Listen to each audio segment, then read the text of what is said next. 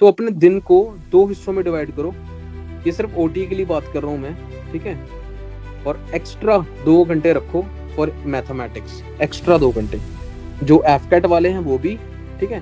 तो जो तुम्हारी ओटी है यानी कि इंग्लिश और जीएस की होनी चाहिए, दैट वुड बी 30% 70%। तो जीएस जो मतलब तुम्हारा एक इकट्ठा पेपर होता है ना, जैसे जीएस और इंग्लिश के जो तुम्हारे ओटीए के पेपर्स हैं, तो उनको ऐसे करके पढ़ना तुम। अपने दिन को इन दोनों अपने दिन को इन दोनों डिविजन्स में डिवाइड करो, 30% 70% में, एंड डू योर, ठीक है, डू योर थिंग। तो इंग्लिश को करने के लिए सिंपल सी चीज, अब मैं तुम्हें इंग्लिश के बारे में बताऊंगा। इंग्लिश में 3 चीजें हैं। नंबर 1 इज ग्रामर, बोलना। दूसरी क्या है? कैब। तीसरी क्या है? रीडिंग, ठीक है। ये 3 चीजें।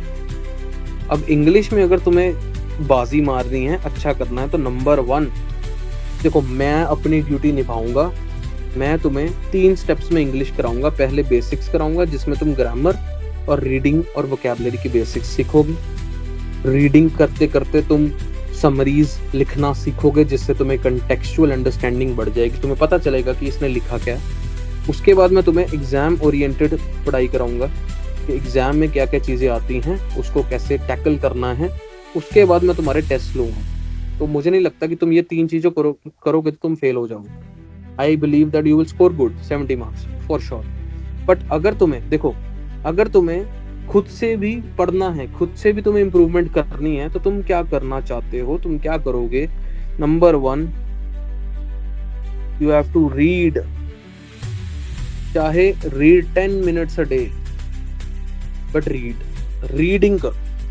कुछ भी पढ़ो, कुछ भी रोमांटिक नोवेल पढ़ो, साइंस का जॉनरा पढ़ो, कुछ भी पढ़ो, स्टडी एनीथिंग, लिटरली एनीथिंग। तो just read. If you are reading, your English will improve day by day. अगर तुम न्यूज़पेपर पढ़ सकते हो तो वो तो नहले पे दहला, it is very good. Newspaper पढ़ सकते हो तो वो तो बहुत बढ़िया। तो अगर तुम्हें खुद से अपनी इंग्लिश जड़ से मजबूत करनी है, रूट से बहुत मजबूत करनी है, तो जस्ट रीड।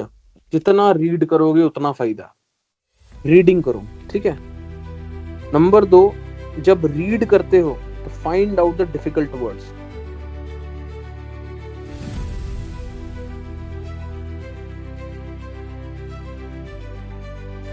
जब तुम रीड कर रहे हो तो डिफिकल्ट वर्ड्स को फाइंड आउट करो। इससे क्या होगा?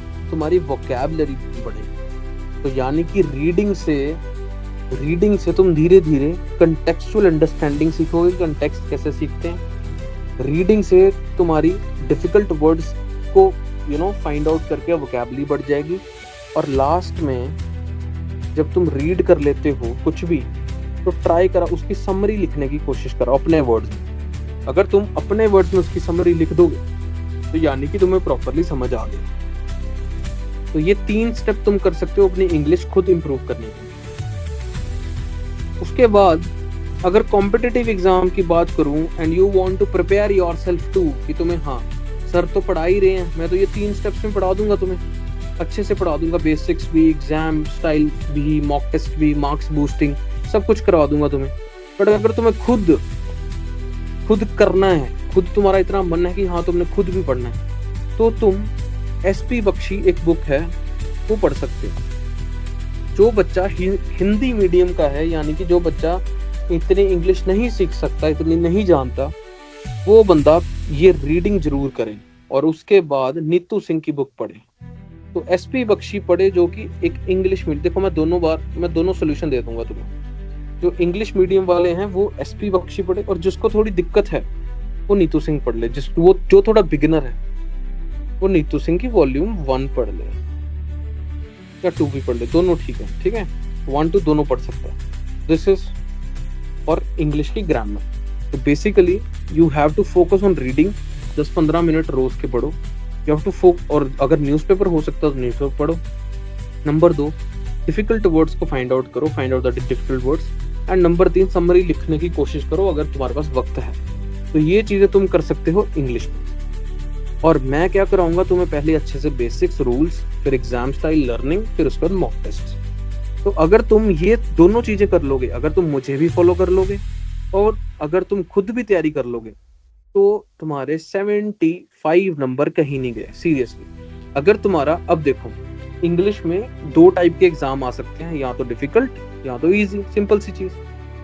अब अगर डिफिकल्ट एग्जाम आ गया जैसा कि 2025, अब कल हम सॉल्व करेंगे इसको, इंग्लिश सॉल्व करेंगे।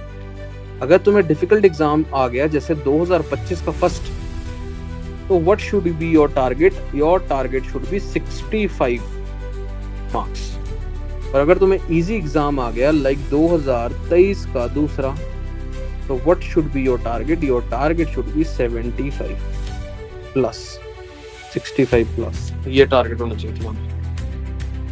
तो तुम्हारा टारगेट ऐसे वेरी करना चाहिए, ठीक है? तो रियलिस्टिक गोल सेट करो, जस्ट थिंक।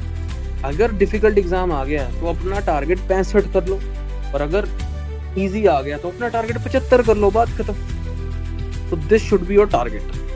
अब ये आरंभ के, यू आर फ्रॉम आरंभ, और आरंभ की एक लेगेसी है कि nobody scores less in English. सीधी बात मैं तुम्हें पहले बता रहा हूं, आज आरंभ को 1 साल हो गया।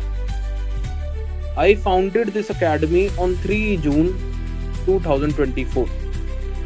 ठीक है?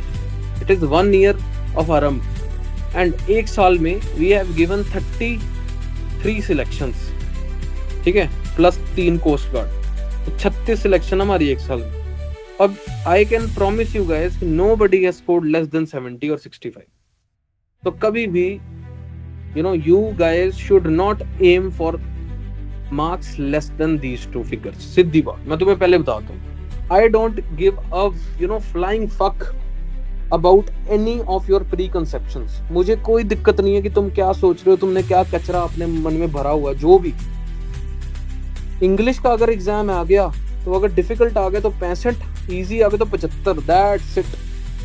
हाँ, इसके नीचे इसके ऊपर तो चलो चलता है, पर इसके नीचे बात नहीं करोगे कभी।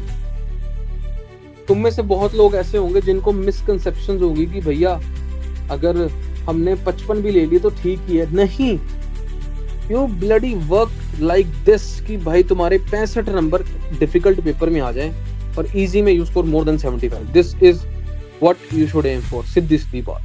तो ये तुम्हारा टारगेट होना चाहिए।